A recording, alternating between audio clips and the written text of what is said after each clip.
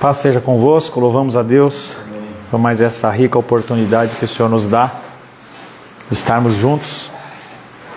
Há a parte de enfermidades, há a parte de dificuldades, essas portas que se abrem. Uma pergunta que eu tenho sempre para fazer, eu esqueço de perguntar para a doutora Shirley, a nossa querida advogada: é risco de vida ou risco de morte? Risco de vida. É, porque não tem risco de morte. Beleza. Nós estamos vivos, nós corremos risco para a nossa vida. Perfeito, obrigado. O Filipe orou direitinho. Quando ele falou, eu fiquei sempre naquela dúvida, você não sabe se é risco de vida ou risco de morte. Mas agora voltando para... Muito obrigado. Agora voltando para nossos estudos, nós estamos trabalhando o Catecismo de Westminster. Já falamos que a condição de catecismo não necessariamente tem a ver com a Igreja Católica Romana, tem muito mais a ver com uma reunião de pessoas para discutir assuntos que vão nos dar embasamento do que é o nosso cristianismo, no que nós acreditamos. E agora, pergunta número 5. Há mais de um Deus? E isso é uma pergunta que foi colocada. E é claro que existem milhões de deuses, tá? Se você for lá na Índia, entendeu? Eles têm milhões de deuses. Se você for ler Atos, você vai ver o apóstolo Paulo subindo lá a colina, lá na Grécia, do Aerópago. E ele vai e passa pelo Deus das águas, Deus do trovão, Deus da fertilidade, Deus disso, Deus daquilo. Quando chega lá no topo do monte, entendeu? Ele encontra o altar ao Deus desconhecido. Então, as culturas, elas têm muitos deuses. E aí você pode ter deuses mais fortes, deuses mais fracos. Você, quando pensa, por exemplo, numa uma doutrina como do gnosticismo, que é uma cultura que diz que o corpo não importa, o que importa é o espírito. E eu tenho lido bastante em relação a isso, e uma frase que você vai começar a ouvir com muita frequência é que o teu corpo não te define. Guarda essa frase, porque você vai ouvir essa frase. E isso tem muito a ver com a condição transgênera, entendeu? Com a condição de que eu posso fazer o que eu quiser com o meu corpo, porque esse corpo ele não vale nada. Quando eu morrer, vai sobrar apenas o meu espírito. E as escrituras, elas são diametralmente opostas a isso. Quando nós ressuscitarmos, nós vamos ressuscitar com os nossos corpos. Então essa frase, eu já tinha lido, e eu estava vendo um filme com a Rosângela, e aí o cara falou: o teu corpo não te define. Cuidado com isso. Com essa base, as pessoas elas estão abusando, as pessoas estão mudando de sexo de manhã, de tarde, de noite. Li um relato de uma mãe que a filha, biologicamente filha, ela estava indo para a formatura dela, e como ela não sabia se uma filha ia ser homem ou mulher, ela teve que comprar um terno e comprar um vestido. Então, essas coisas que ainda a gente balança a cabeça, que na Aisla balançou, elas vão ficar cada vez mais comuns. As pessoas, elas não entendem o corpo nosso físico como algo que é o templo do Espírito Santo. E a partir daí elas vão desvirtuar muitas e muitas coisas. Então, fique com isso na mente. E a partir do gnosticismo e a partir de uma série de teorias, a gente chega numa pergunta como essa, que lá atrás foi respondida, e talvez alguns anos atrás essa pergunta ela fosse automaticamente respondida. Hoje, no meio da cultura que nós vivemos, as pessoas elas têm um pouco de dificuldade para responder se há mais de um Deus. Existem vários deuses, existem vários Cristos. Lá no Evangelho de Mateus ele fala que se alguém se afirmar como sendo o Cristo, cuidado, pois haverão falsos cristos. Cristo quer dizer enviado. Então, para cada cultura, para cada religião, há um tipo de pessoa que foi enviada. Mas a pergunta aqui não é feita para pessoas pagãs, essa pergunta não é feita para pessoas que são de outras religiões, mas essa pergunta é feita para cristãos. Cristãos respondem: há mais de um Deus? Não, não existe. Tá? Não existe mais de um Deus. Há um só Deus, o Deus vivo e verdadeiro. Tá? Deus com letra maiúscula, com vários nomes e terminologias. Nós já falamos na semana passada da condição dos atributos, que muitas vezes fazem referência ao nosso Deus. Então, Deus ele é amor, e quando você pensa em amor, você pensa na figura máxima de amor, a figura de Deus. O apóstolo Paulo fala, se você não tiver amor, você não tem nada. Nós vemos o nosso Deus como a referência da justiça. Quando a gente pensa em administração industrial, a gente tem vários termos que são utilizados. Eu lembro que quando eu era supervisor de produção na Philips, havia um termo chamado benchmark, que é uma expressão alemã que fala sobre a referência. Então, já dei esse exemplo para vocês, mas cabe aqui de novo. Se você pensa em cópia de papel, você pensa em xerox. Então, a marca Xerox, ela assume a função de cópia xerográfica ou cópia do papel. Até um tempo atrás, você pensava assim em Gillette como sendo o barbeador. Quando você pensa em geladeira, você fala em Brastemp. E assim vai, entendeu? Tecnologia, você pensa em japonês, nos orientais, em especial os japoneses. Hoje tem um pouco mais diferente. Então, a gente tem que pensar sempre na condição do benchmark. Para nós, como cristãos, nós temos um padrão. O padrão é Deus. O padrão é Cristo. Então, sempre que você buscar uma referência, sempre que você buscar um padrão, não busque em homens. Porque se você buscar em homens, você vai se decepcionar. Não ponha a sua fé. Foi uma das grandes lições que nós aprendemos lá em São Paulo com o nosso pastor Jonas, em que ele falava assim, não olhem para mim, olhem para Deus. Tá? Porque eu sou falho, eu sou pecador. Então, vocês também, a gente se decepciona. Então há um só Deus, Ele é a nossa referência e Ele é um Deus que é vivo.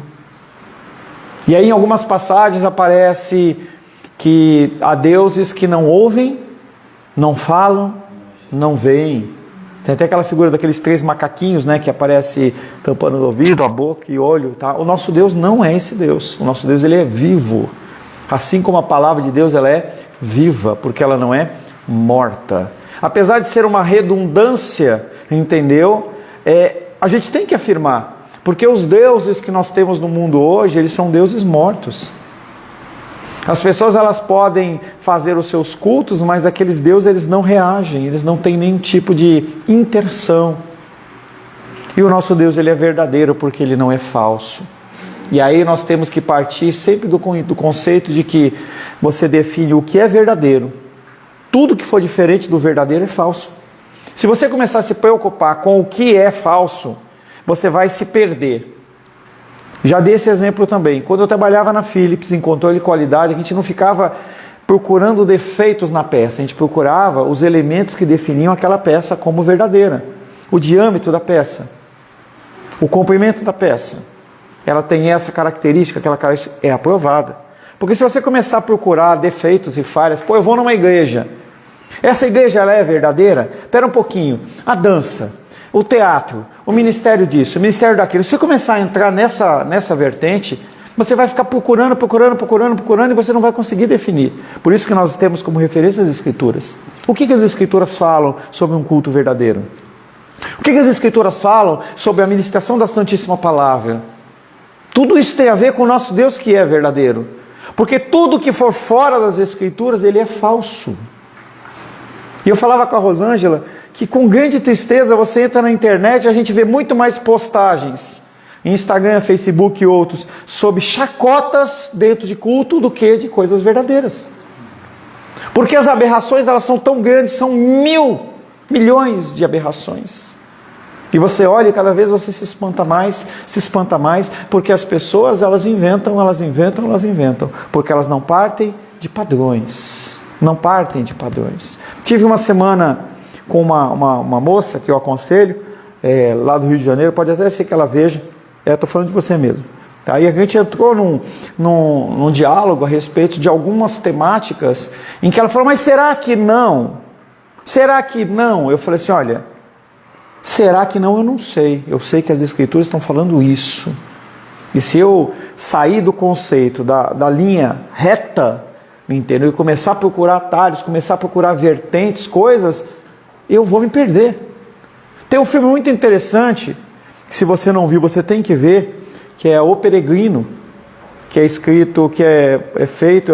O filme já é antigo e o livro é muito mais antigo. Que a referência dele é um autor chamado John Bunyan, em que ele escreve aquele livro O Peregrino e mostra um homem chamado cristão com um fardo de pecados enorme, parece um tumor assim, de 1,5 metro assim nas costas dele. Entendeu? É um filme muito antigo, sem efeitos especiais, e mostra aquele homem numa caminhada, a partir do momento que ele conhece o cristianismo, até que ele chega na pseudo, vamos dizer, na glória. E tem muitos caminhos, e ele encontra muitas pessoas e muitos personagens, pessoas que dizem que são uma coisa, que o caminho é esse, o caminho é outro, e aí às vezes ele se perde.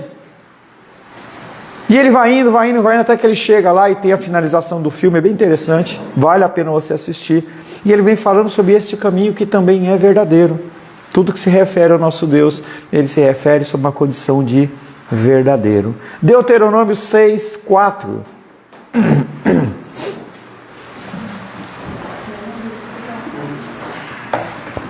Deuteronômio, capítulo 6, verso 4. Ouve, Israel, o Senhor, nosso Deus, é o único Senhor. Tá? Moisés, ele está escrevendo esse texto, e ele vê a condição daquele povo, envolto por povos pagãos, com ídolos e senhores pagãos, e ele se preocupa e diz, ouve, Israel, porque ele já via, de alguma maneira, a condição da idolatria entrando naquele povo. Através do comércio, através de uma viagem, através de alguma coisa, ele via, ele fala, ouve Israel, o Senhor nosso Deus é o único Senhor. Cadê a Ingrid? Mas perdão, Ingrid, eu estou olhando para a porta ali procurando a Júlia, desculpe, tá? Ouve Israel, o Senhor nosso Deus é o único Senhor. Existe um único Deus vivo e verdadeiro, que é infinito. Novamente nós vamos entrar em atributos dele, qualidades que são apenas dele. Existe um único Deus que é vivo e verdadeiro, que é infinito, só ele é infinito. Que é perfeito, só ele é perfeito. Que é imutável, só ele é imutável. Em seu ser e em seus atributos. E aí o autor ele vem trazendo essa característica de infinitude, perfeição e imutabilidade em relação ao seu ser e todas as suas manifestações que nós chamamos de atributos. Tudo que você pensar em relação a Deus, ele é infinito, perfeito e imutável. Se você começa a construir o seu cristianismo dentro de pensamentos como esse, qualquer mudança na sua vida vai fazer com que você entenda que é a vontade de Deus acontecendo. Nós estamos há algum tempo já, eu compartilhei com vocês semana passada, a respeito do apartamento lá da titia, que nos ajuda nos nossos proventos e que não está alugando. E aí, essa semana teve uma possibilidade muito grande de uma coisa que é dar uma provisão para a gente extra, né? De quase 2 meses, mais ou menos o dia das rosas de vocês, das mulheres aí. E aí a gente começou uma negociação pelo telefone, e aí o cara não fechou com a gente. E o meu coração, diante de Deus, foi 0 de preocupação. E quando eu falei com a Rosângela, a primeira vez que ela falou assim, não foi porque não tinha que ser. E aí você percebe que você começa a entender e aplicar na sua vida o conceito de que Deus ele está no controle de todas as coisas. E aí isso traz paz ao nosso coração, em meio à enfermidade, em meio à dificuldade política, social, qualquer que seja, porque você sabe que o seu Deus ele é imutável. E o objetivo do Catecismo Westminster é exatamente alicerçar o teu conhecimento de Deus na rocha. É construir em cima da rocha para que você não se abale. Ele é espírito puro, invisível e imaterial. Não há nenhuma mácula na vida dele, no ser de Deus. Pô, o que você aprende disso? Você sabe que ele não tem nada de ruim nele. Pode daí demandar perguntas para você do tipo, como eu faço, e eu não tenho resposta, porque não existe resposta. Criação, Deus Pai, Deus Filho e Deus Espírito Santo. Não havia nada.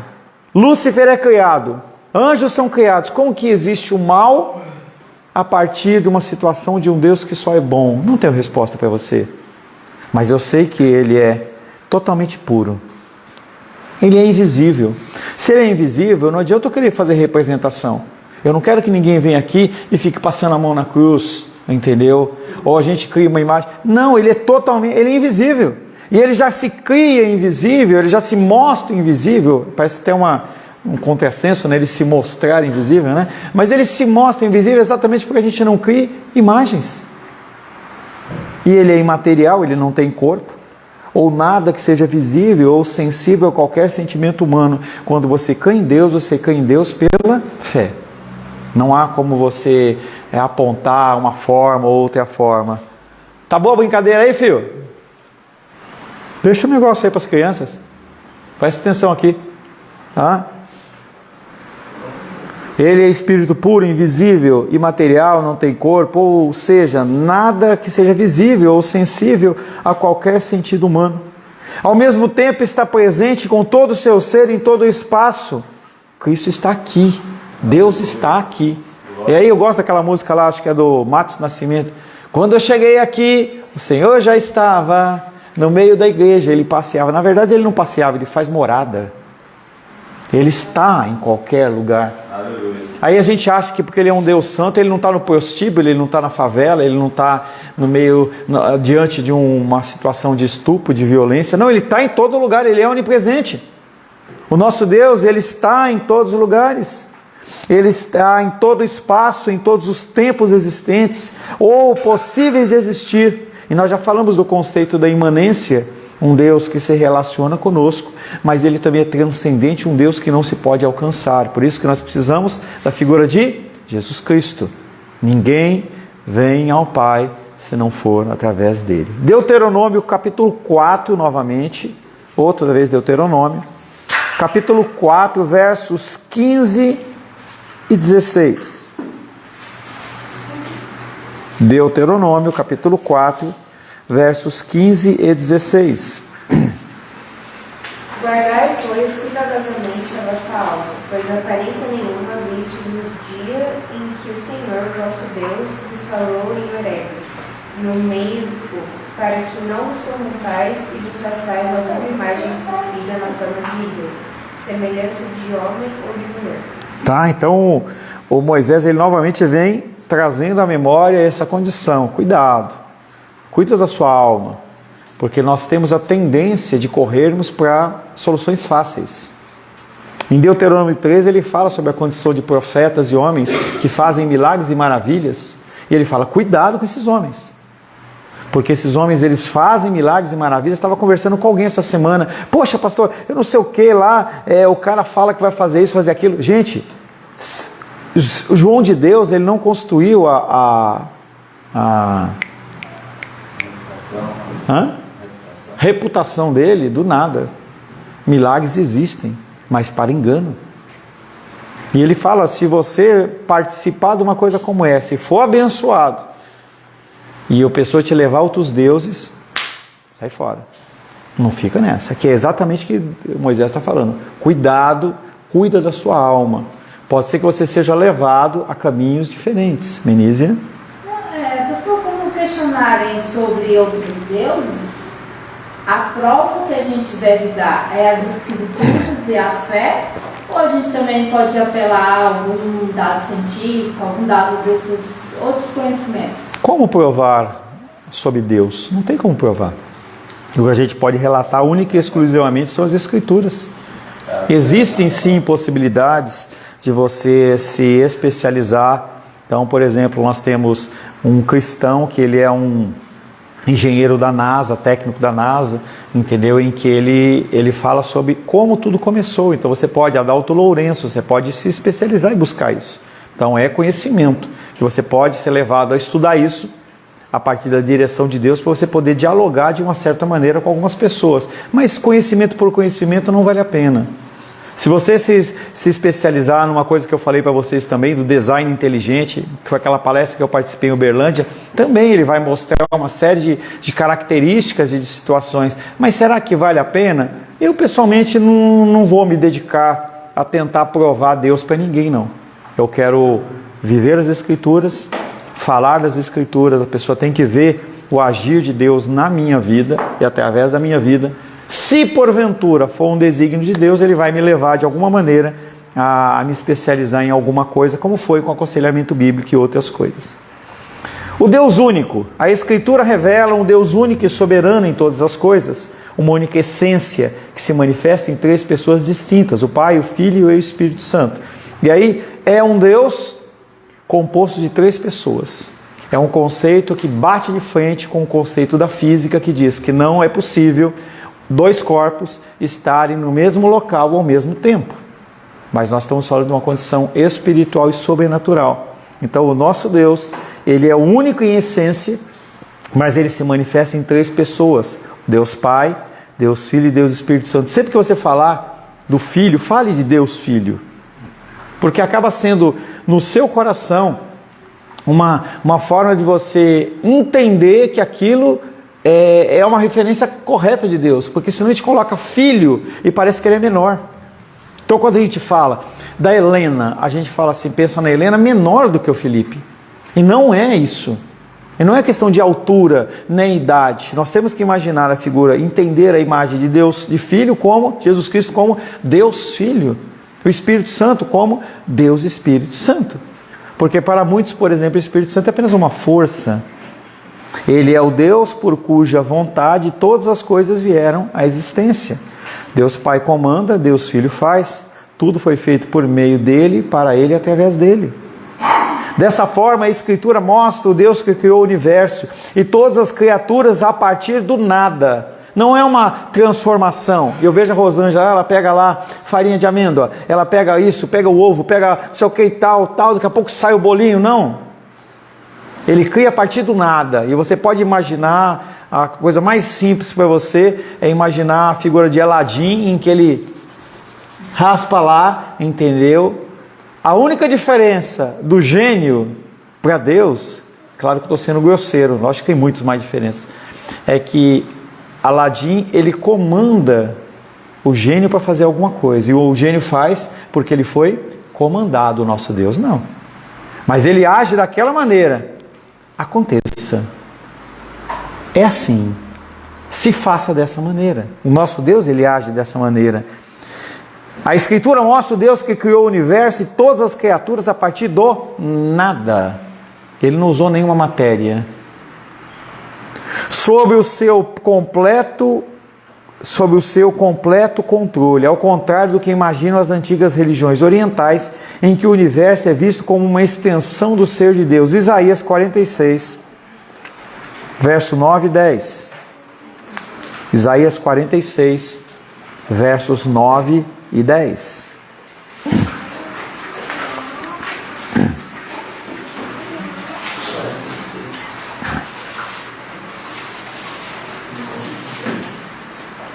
Lembrai-vos das coisas passadas da antiguidade, que eu sou Deus e não há outro. Eu sou Deus e não há outro semelhante a mim. E desde o princípio eu anuncio o que há de acontecer, e desde a antiguidade as coisas que ainda não sucederam. Que digo, o meu conselho permanecerá de pé, farei toda a minha vontade. Que desde o princípio, quando ele fala princípio, você tem que imaginar no marco 0, em que naquele momento passa a ver o tempo. Antes disso, é somente a figura de Deus Pai, Deus Filho e Deus Espírito Santo. Desde o princípio, ele vem falando, ele anuncia aquilo que vai acontecer. Ele não é um Deus que espera que a coisa aconteça para depois agir em cima, que é como eu e você fazemos.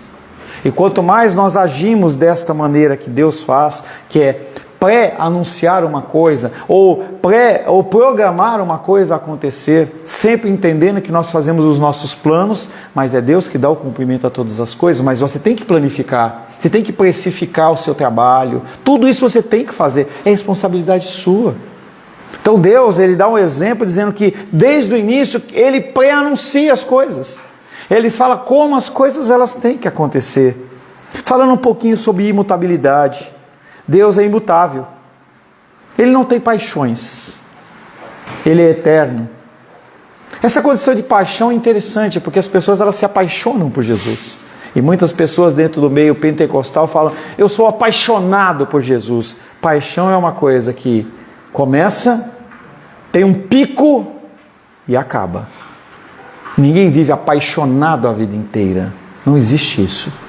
Casais casados podem refletir essa história. Você tem momentos, mas não é uma coisa... O nosso ser não aguenta isso.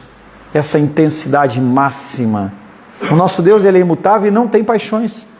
Ele te ama incondicionalmente, independente do que você fizer. Ele é eterno, ele é onipotente, ele pode todas as coisas. Nenhum dos seus planos pode ser frustrado. O que é impossível para o homem é possível para Deus. Ele é onisciente, ele sabe todas as coisas. Ele sabe cada pensamento que passa na sua cabeça, cada ação que você faz. Ele é onipresente, ele está em todo lugar. Ele é absolutamente santo, separado e acima de todas as coisas. Deus não age por sentimentos ou emoções. Vai na presença de Deus, geme e chora. Tem uma música que é do Evangelho que fala: vai lá, geme e chora que você vai mover o coração de Deus. Mentira! Todos os seus atos foram determinados na eternidade. Deus, ele é um Deus que planeja as coisas e ele cumpre os seus planejamentos. E esses planos são executados no tempo nosso pela providência divina, que também é imutável. Aquilo que ele determina não muda. Dessa forma não existe o acaso. Foi coincidência. Isso aí não estava esperando. Todas as coisas acontecem pela vontade de Deus. Como foi dito, todas as qualidades de Deus são igualmente perfeitas. Mas a qualidade da imutabilidade deve estar sempre presente na mente do cristão, pois é na ignorância desse atributo que a maioria das pessoas falha no conhecimento de Deus, porque as pessoas elas acham que Deus ele muda. Eu posso alterar as escrituras, eu posso alterar a forma de Deus pensar em relação a uma ordenança. Agora o tempo é novo, eu posso pensar que seja de uma forma ou de outra e não funciona. Isso no campo emocional, espiritual, profissional, seu campo do seu relacionamento com o Senhor. A imutabilidade de Deus é aquela qualidade pela qual o crente estará eternamente seguro de sua salvação, pois ela não depende do homem infalível, mas de Deus que é fiel e que não pode mudar jamais. Você deveria apoiar a sua confiança em frases como essa, em afirmações como essa. Deus ele não muda. Mesmo que você pise na bola, ele continua igualzinho, ele não muda. Malaquias capítulo 3, verso 6. Malaquias 3, 6.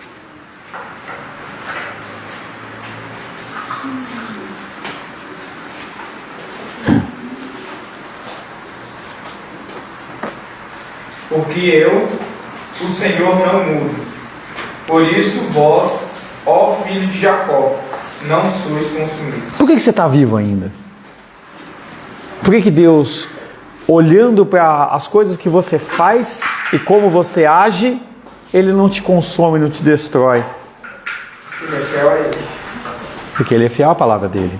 Não mudou. Deus tem um propósito único para todas as coisas criadas e seus desejos nunca se contradizem. Deus não exerce jamais uma permissão passiva. Você faz o que você quiser. Deus nunca está em conflito consigo mesmo, não muda sua vontade nem pretende querer o que não quer. Por isso que quando você se deparar com um ensinamento, com uma doutrina... Cadê o André? Está fazendo o quê? Ah, está assistindo lá? Por que como que você define se uma coisa ela é bíblica ou não? Ela tem que estar nas Escrituras. Ah, mas a partir de agora vai ser assim, ó, todo mundo tem que vir de terno, de branco. Onde está isso na Bíblia? Ah, se você não tiver o cabelo comprido até aqui a cintura, mulheres, você vai para o inferno. Onde está isso na Escritura? Me explica isso, me mostra. Porque se for, eu mantenho. Se for assim, eu mudo. Que é sempre o diálogo que eu tenho com as pessoas quando há ministração. Se o Espírito Santo te convencer, mude.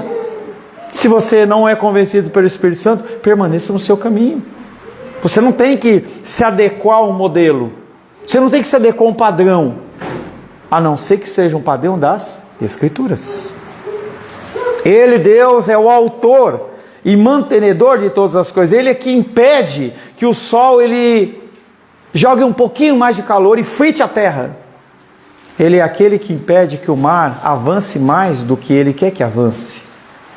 Ele é aquele que controla a temperatura para que a temperatura global ela não passe chegue a um ponto tal que aconteça desgraça XYZ, mas também Ele é o Deus que permite o ciclone, o furacão, o terremoto. Ele é um Deus que controla, é um Deus que permite que Brasília esteja chovendo bastante e que também lá no litoral norte a chuva seja tão intensa que derrube barreiras e os carros ficam tudo boiando. E mesmo que a gente não entenda a ação do nosso Deus, a gente tem que entender que Ele é o mantenedor de todas as coisas. Não saiu do controle dEle. E quando você passar por alguma desgraça, e você vai passar, está amarrado, pastor, não adianta. Quando você passar por uma desgraça, você tem que entender, você tem que, no meio da sua dor, você tem que entender que Ele é o mantenedor de todas as coisas. E Ele é imutável. E Ele é onisciente, Ele sabe de todas as coisas. Não apenas conhece todas as coisas, como Ele também determinou o acontecimento de todas essas coisas, boas ou más aos nossos olhos. Antes que você fosse uma substância informe no ventre da sua mãe, Ele já te conhecia. Ele olha para Jeremias e fala assim: quando você estava lá ainda na barriguinha, eu já te constituí como profeta para as nações. Aí o profeta, Jeremias, não dá, não sei o quê. Cara, você vai falar porque eu estou mandando. Isso aconteceu com Jeremias, isso aconteceu com Moisés, quando ele reclama, ele levanta Arão.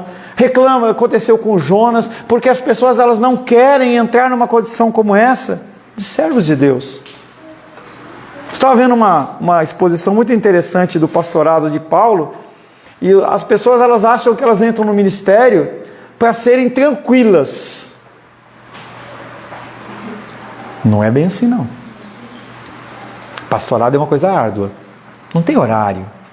Qual é a sua agenda? Não existe agenda. Por mais que eu tenha que cuidar, a obrigação de cuidar da minha família, se algum de vocês me ligar com uma emergência, eu vou atender. Não tem essa de que é um horário, horário comercial. Não existe isso.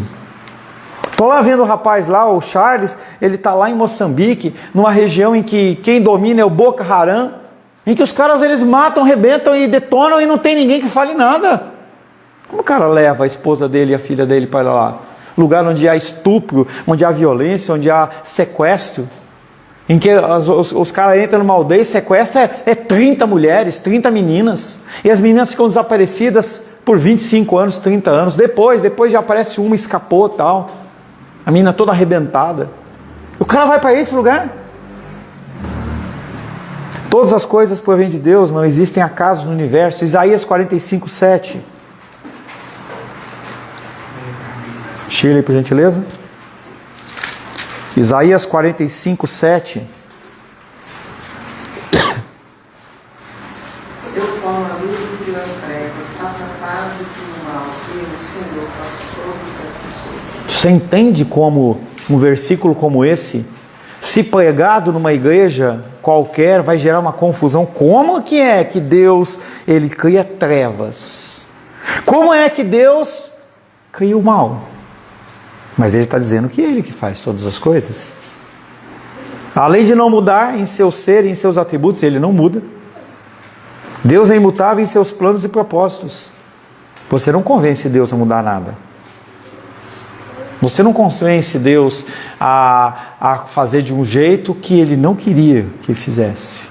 Isso não impede que você vá à presença de Deus pedindo para que Ele mude. A sua petição. O que Deus faz do tempo, planejou na eternidade. O que planejou na eternidade, executa no tempo através da sua providência. Tiago 1,17. Menízia, por gentileza.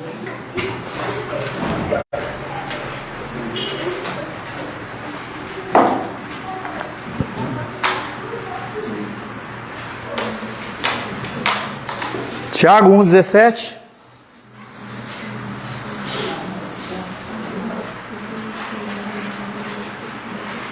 Dole uma. Dole duas.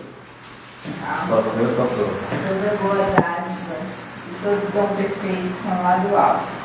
Esse é o Pai das luzes, em quem não pode existir variação e sombra de mudança. Tiago está falando que em Deus nada muda. Não há variação ou sombra de mudança. Ou seja, nem parece que vai mudar o que mudou. Ele não muda. Imutabilidade e exortação. Exortação, esse propósito imutável de Deus deve estar presente em todas as atitudes do cristão, seja no louvor, na oração e em toda a sua vida. O homem deve jamais procurar justificar a si mesmo, mas sim procurar a conformidade com a Escritura, que é a mente de Cristo. E essa condição da exortação, não necessariamente a exortação do próximo. Primeiro você tem que tirar a trave do seu olho, para depois você tirar o cisco do olho do seu irmão. É uma condição de vida em que você está o tempo inteiro se julgando. Lá em 1 Coríntios 11, 23, naquele texto de Santa Ceia, fala: examine-se, pois, o homem e então coma do pão. É essa condição que você tem que viver. É uma condição que você tem que observar a situação do que você está agindo ou reagindo. Como que você está. Se você entrar nessa mecanicidade de você acordar, tomar café, trabalhar, jantar, almoçar, jantar, voltar para casa e dormir, você não vai fazer isso. Você tem que entender que você tem que se autoavaliar todos os dias. Todos os dias. Será que eu fui 1% mais cristão essa vez? Não foi. Essa condição é uma condição como do automóvel. Se você deixa o automóvel sem manutenção periódica, quando ele para, ele vai dar uma tremenda despesa. É a mesma coisa a sua vida espiritual. Você tem que olhar para a sua vida espiritual sempre com foco na palavra. Eu estou fazendo isso. E se você deixar passar de um dia para o outro, o que acontece é que você esquece. Parece que a nossa memória é assim, né? Ela tem um dia, aí você faz as suas lambanças durante o dia, quando chega o outro dia parece que deleta, né? Não tem espaço no HD e volta do zero. Não, e aquilo que você fez? E aquilo vai acumulando.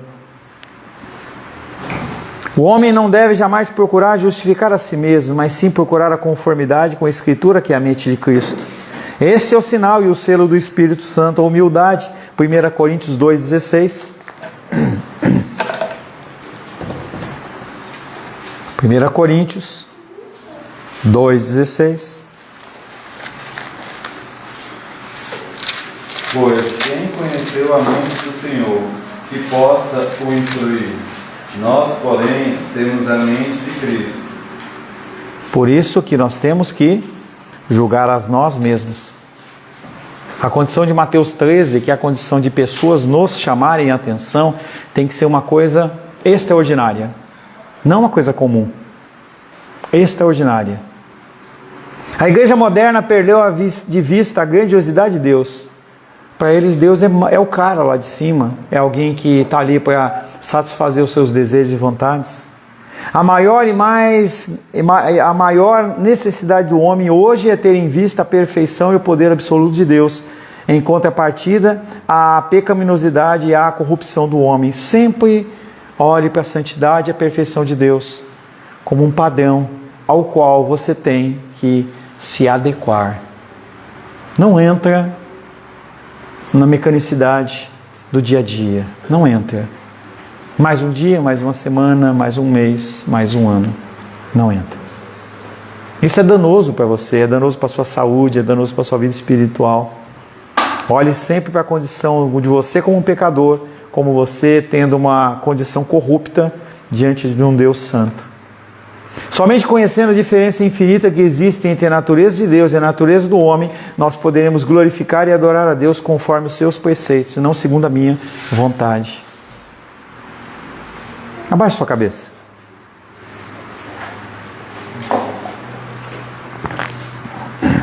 Pai amado, Deus onipotente, Criador dos céus e da terra, e de tudo quanto neles há, louvado seja o teu nome, pois tu és o único digno de toda honra, toda glória e todo louvor. Permita, te peço, Pai, que venhamos a glorificá-lo conforme a tua vontade, e que possamos dizer, como na oração de Davi: a intimidade do Senhor é para os que o temem, aos quais dará a entender a sua aliança. Nós buscamos, Pai, a tua aliança. Ilumina as nossas mentes e chama-nos, nos atrai para a tua comunhão.